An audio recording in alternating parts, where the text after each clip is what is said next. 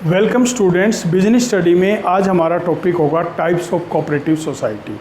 अब देखिए, जो टाइप्स ऑफ कोऑपरेटिव सोसाइटी है, consumer cooperative society, producer cooperative society, marketing cooperative society, cooperative credit society, cooperative farming society and cooperative housing society. तो सबसे पहला है कंज्यूमर कोऑपरेटिव सोसाइटी। अब जो कंज्यूमर कोऑपरेटिव सोसाइटी जो हैं वो किसके द्वारा बनाई जाती हैं? जो कंज्यूमर्स होते हैं, जो थोड़ी थोड़ी मात्रा में माल परचेज करते हैं। तो इनमें क्या होता है कि जब वे स्मॉल क्वांटिटी में माल परचेज करते हैं तो हाई प्राइस पर माल परचेज करते हैं। तो इस सोसाइटी के द्वारा क्या होता है, लार्ज क्वांटिटी में गुड्स को परचेज कर लिया जाता है और थोड़ी थोड़ी मात्रा में अपने मेंबर्स को गुड्स प्रोवाइड किया जाता है, जिससे कि रीजनेबल प्राइस पर वो प्रोवाइड किया जा सके। तो इस प्रकार की जो कोऑपरेटिव सोसाइटी होती है, उनका ऑब्जेक्टिव क्या होता है? जो मिडल मैन है उनका एलिमिनेट करना, यानी उनको बीच में से हटाना, क्योंकि जो मिडल मैन है वो गुड्स की सप्लाई में रुकावटें लाते हैं। तो गुड्स की सप्लाई प्रॉपर हो सके और हाई क्वालिटी के गुड्स जो हैं वो रीजनेबल प्राइस पर अवेलेबल हो सके।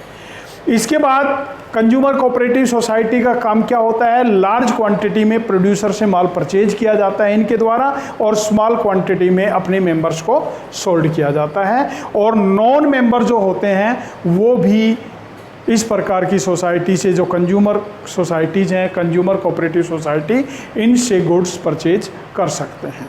तो ये था कंज्यूमर कोऑपरेटिव सोसाइटी। अब दूसरा आता है प्रोड्यूसर कोऑपरेटिव सोसाइटी।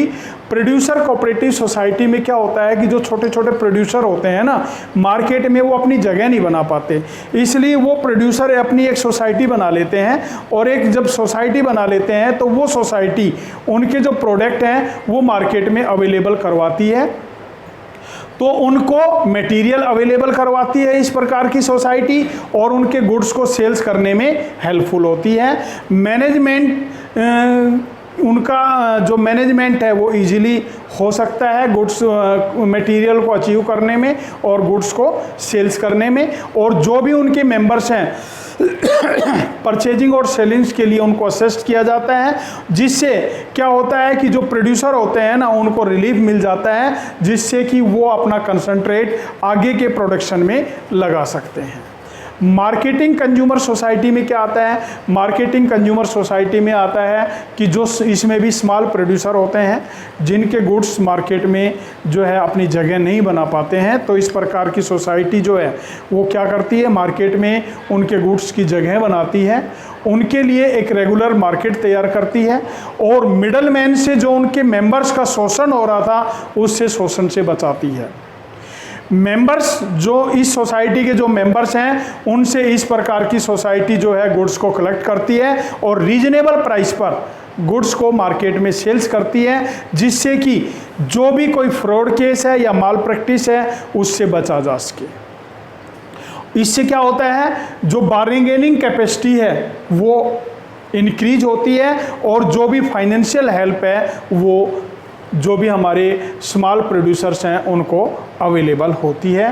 तो जो मार्केटिंग कोऑपरेटिव सोसाइटी है वो क्या करती है कि जो छोटे छोटे प्रोड्यूसर्स हैं उनके लिए वो प्रोड्यूसर्स जो हैं इस प्रकार की सोसाइटी को एस्टेब्लिश करते हैं।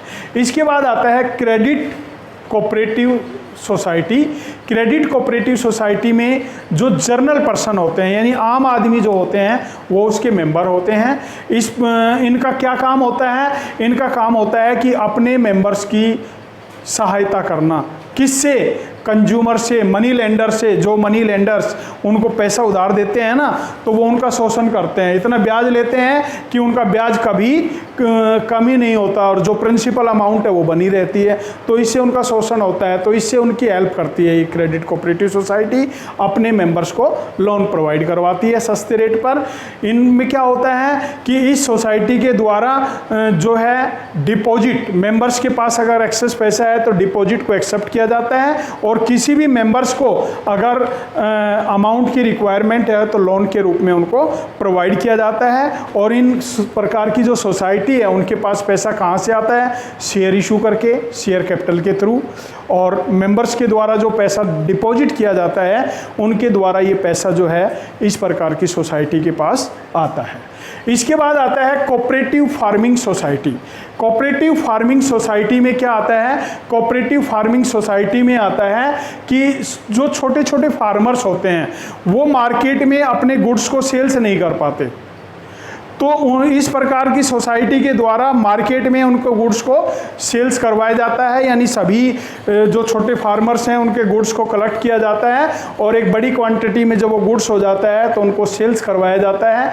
High yes producing agriculture area जो है वो उनको प्रोवाइड किया जाता है और जो कोऑपरेटिव फार्मिंग है उनको अनकरेज किया जाता है और जो मॉडर्न की लेटेस्ट टेक्नोलॉजी है, जो नई टेक्नोलॉजी है, वो अपने मेंबर्स को प्रोवाइड की जाती है इनके द्वारा, जिससे नए नए मॉडर्न टेक्नोलॉजी के जो प्रोडक्ट्स हैं वो अवेलेबल हो सकें और मेंबर्स में जो स्मॉल स्केल फार्मर्स हैं, जो छोटे लेवल पर जो फार्मर्स हैं, उनके का जो ड्रॉबैक्स था वो ड्रॉबैक्स की मतलब उनके गुड्स को जो अवेलेबिलिटी नहीं हो पाती थी मार्केट में, उनके गुड्स को मार्केट में पहुंचाने का काम भी जो है कोऑपरेटिव फार्मिंग सोसाइटी के द्वारा किया जाता है। इसके बाद आता है cooperative housing society. Cooperative housing society में जनरल पर्सन्स होते हैं, ये क्या करते हैं? ये रेजिडेंशियल हाउस अपने मेंबर्स को प्रोवाइड करते हैं, रेजिडेंशियल हाउस भी प्रोवाइड करते हैं और प्लॉट भी प्रोवाइड करते हैं। इनके द्वारा क्या किया जाता है? लार्ज स्केल पर जो लैंड है वो परचेज की जाती है, उन पर कंस्ट्रक्शन वर्क किया जाता है और कंस्ट्रक्शन वर्क में जो हाउस तैयार किए हैं वो अपने मेंबर्स को रीजनेबल प्राइस पर प्रोवाइड करवाए जाते हैं और इस प्रकार की जो सोसाइटी है बड़े बड़े शहरों में पाई जाती है।